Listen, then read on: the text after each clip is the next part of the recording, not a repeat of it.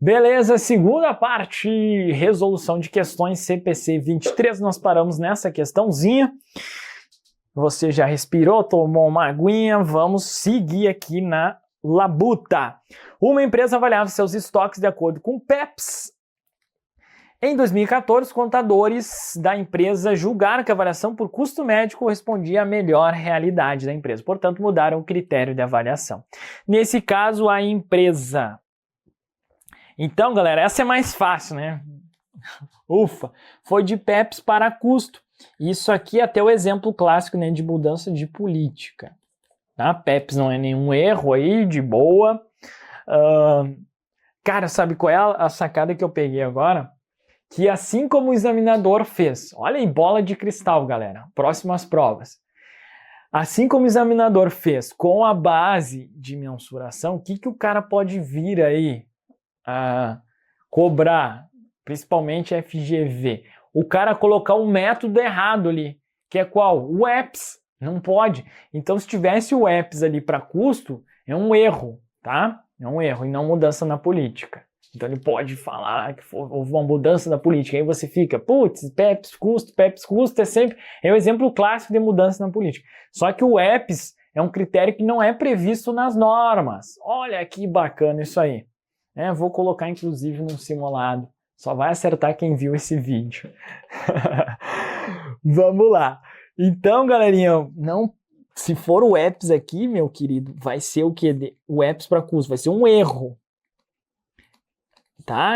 Aí é nível NASA. Já que o cara vai em nível NASA, nós vamos nos preparar aqui para tudo que aparecer, né? Não é mesmo?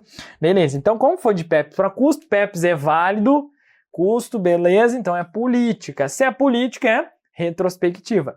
Então ele vai precisar refazer 2013, nós estamos em 2014, calcular o valor dos Estados Unidos de acordo com o custo médio, sim, que é a nova política, e contabilizar a diferença como ajuste patrimonial.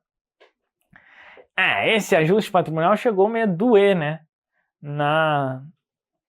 Doer aqui no coração, porque ajuste de exercícios anteriores, né? Os caras adoram inventar moda, tá? É diferente, porque ajuste patrimonial tá mais para ajuste de avaliação patrimonial, que é diferente de ajuste de exercícios anteriores. São contas que não tem só o nome é parecido e que também as duas são lá no PL. Mas ajuste de avaliação patrimonial decorre de variações a valor justo e não tem nada a ver aqui, tá? Mas assim, vamos analisar a B, a C, a D e a E. Pelo que eu estou vendo aqui, ajuste patrimonial foi tratado como sendo ajuste de exercícios anteriores. Onde está isso? Invenção do nosso glorioso examinador da FGV, tá? Não tem muito o que fazer. Mas a A tá de boa. Vamos ver o resto aqui.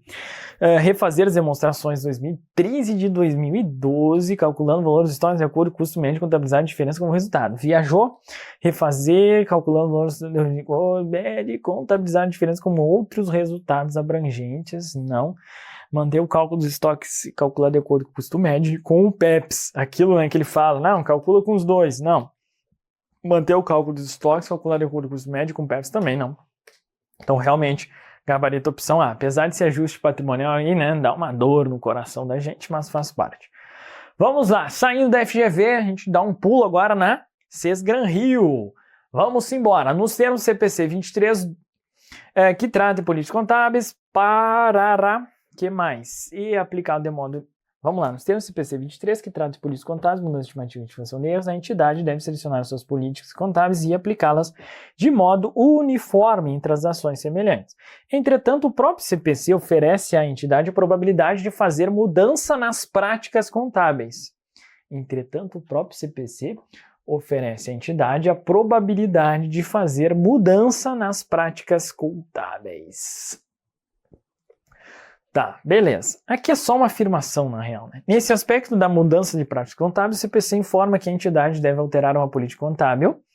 Então, a entidade deve alterar uma política contábil apenas se a mudança...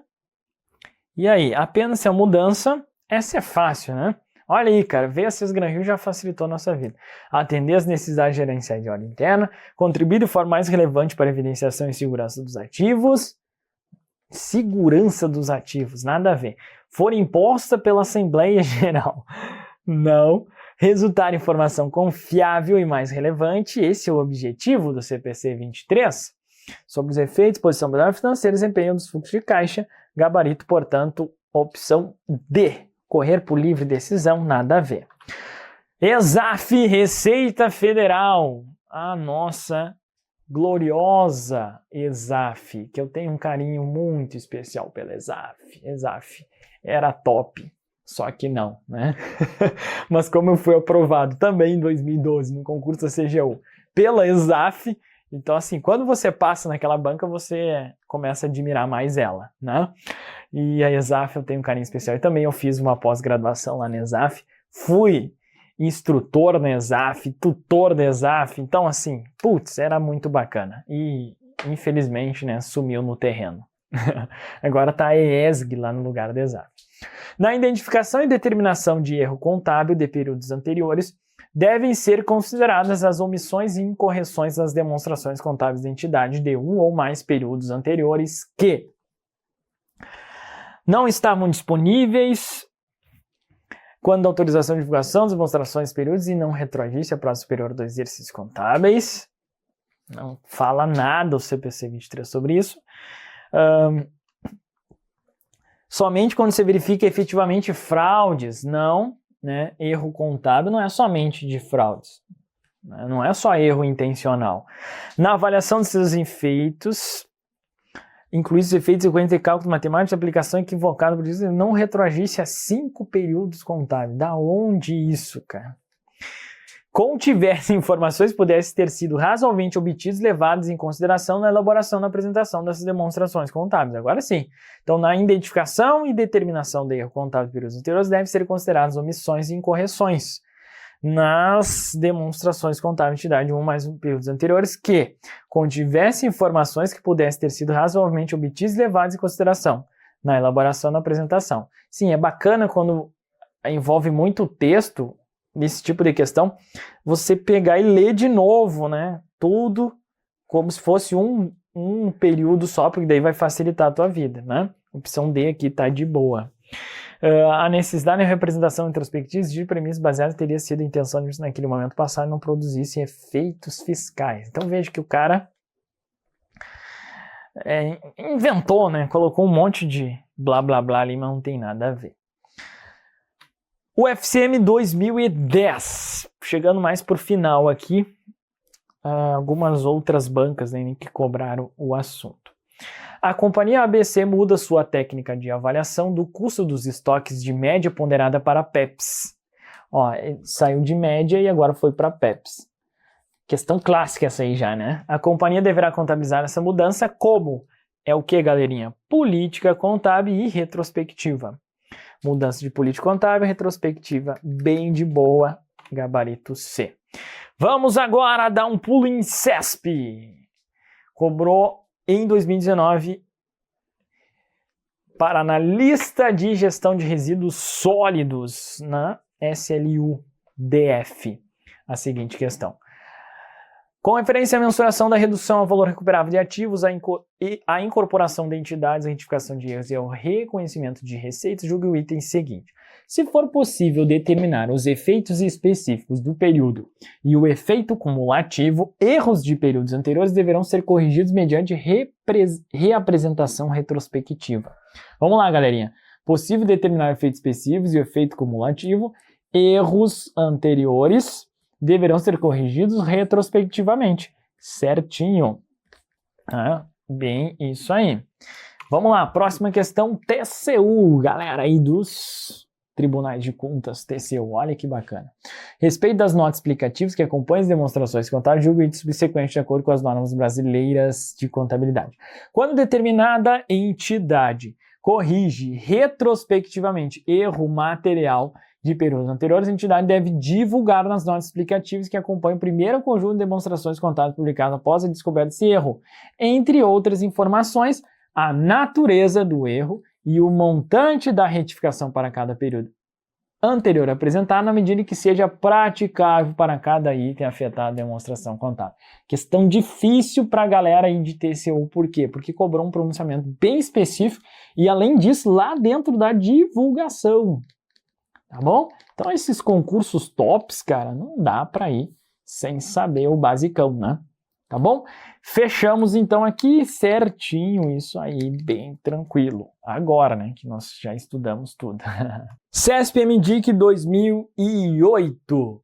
O fato de aumento da inadimplência em razão do aperto no crédito fazer que uma empresa reestime as perdas prováveis para efeito de cálculo da provisão para crédito e liquidação duvidosa, elevando seu percentual de 3% para 10%, caracteriza mudança de critério contábil. Então veja, galera, crédito e liquidação duvidosa, inclusive, é o exemplo clássico de mudança, né, estimativa. Até falei lá na aula, né, de 3 para 10%, salvo engano, na parte teórica lá. Então, isso aqui é mudança na estimativa. Mudança na estimativa. E não mudança de critério. Lembra lá que a gente comentou que na Lei 6404 de 76, onde está lá no artigo 186, parágrafo 1º, onde está lá, critério contábil, é o que? É o mesmo que política contábil para fins do CPC 23, né? Fazendo uma leitura conjunta. Então, o que acontece aqui, meus queridos? O item está errado. Por quê? Caracteriza mudança de critério contábil com quebra de consistência e constitui ajuste de exercícios anteriores. Não, nesse caso é mudança na estimativa. E mudança de estimativa, nessa altura do campeonato, aí você já sabe que é o quê? Prospectiva. Ou seja, não gera ajuste. Não gera ajuste. Bacana? Belezita? Então, gabarito dessa questão, errado. CESP-Bacen 2013. Acho que essa questão aqui a gente acabou falando, né? Já vimos na aula, né? Acho que até está repetido aqui. Mas não tem problema. Vamos lá. Julgue o item a seguir com base no CPC 23. Não constitui mudanças políticas contábeis nem adoção de política contábil para transações ou outros eventos ou condições que difiram em essência, beleza, difiram em essência daqueles que ocorriam anteriormente, nem adoção de nova política contábil para transações ou outros eventos ou condições que não ocorriam anteriormente ou eram imateriais. Isso aí está correto, né? A gente até estudou ela e ela traz a literalidade, né? Lembra lá quando difere em essência ou é uma nova política, não se trata de mudança, né, na política contábil. Afinal, é uma nova política, difere, né, em essência e, portanto, o gabarito aqui está corretíssimo. Beleza, galera? Então é isso. Fechamos mais um CPC. Na sequência, nós vamos fazer um resumão aí bacana para vocês, mas de maneira geral é isso. Eu creio que nós destruímos tudo com esse teoria, né, esses blocos teóricos, mais agora essas questões. Nós passamos aqui por todas as bancas, né, as principais bancas representadas aqui, que já cobraram esse assunto. Não tem muito mais questões além dessas aqui, nesse momento, né, que nós estamos gravando. Então, assim, realmente nós fizemos uma varredura aí de todas as formas que podem ser possíveis de exigência aí na sua prova, quando o assunto é CPC 23. Belezinha? Show de bola? Então, na sequência, a gente faz um resumão aí de tudo para facilitar as tuas revisões. Até uma dica que eu dou aí para vocês. Não adianta, eu sei que agora a gente destruiu tudo aí, você tá safa, né? Então tá mandando ver, né? Por quê? Porque agora tá tudo quentinho. O problema, galera, daqui 3, 4, 6 meses você resgatar essa informação, né? Então fica bem complicado. E aí você precisa o quê? Revisar. Então vou te dar uma dica aqui de revisão. Você vai fazer o seguinte, ou vai assistir o vídeo né? Na sequência, a gente vai fazer esse vídeo que tem um resumão, então sempre que tiver um videozinho lá dos resumos, cara, use esse vídeo, ou você pode ler os PDFs lá, a parte, né, do resumo do PDF. Então essa é uma forma de revisão rápida. Além disso, pega aí essas 20 questões mais ou menos que nós fizemos e seleciona umas 4, 5 questões. Então você pega lá uma questãozinha lá, aquela que fala de mudança, que tem um fato e fala, né, que a aplicação é prospectiva, retrospectiva, e nós vimos aí várias exemplos. Pega ali uma mais trivial, aquela de PEPs, por exemplo, para custo, né, que a gente viu que foi exigida em algumas questões, umas 3, 4 questões, cobrando isso aí. Então pega essa aí, essa é uma questão legal, bacana. Então, dessas questõezinhas, você seleciona algumas, né? Ali de 20, por exemplo, 5 questões, tá ótimo. 5 questões bacanas que vai te ajudar nesse processo de revisão. Então, uma forma de revisão é o quê? Você pegar, resolver essas questões de novo daqui 30 dias, 60 dias, sei lá, 6 meses, né? E essas revisões podem ser sistemáticas, pode repetir essas questões até, putz, isso aqui tá muito bem absorvido já, cara, se aparecer em prova eu vou sair destruindo. Então talvez muda as questões, mas é isso, você pode utilizar essas questõezinhas selecionadas para fazer a sua revisão. Então você resolve algumas questões, lê o PDF ou vê o vídeo, o resumão, e tá pronta a tua revisão. Isso para o assunto CPC 23 aqui, é claro que você vai extrapolar essa técnica para outras coisas aí.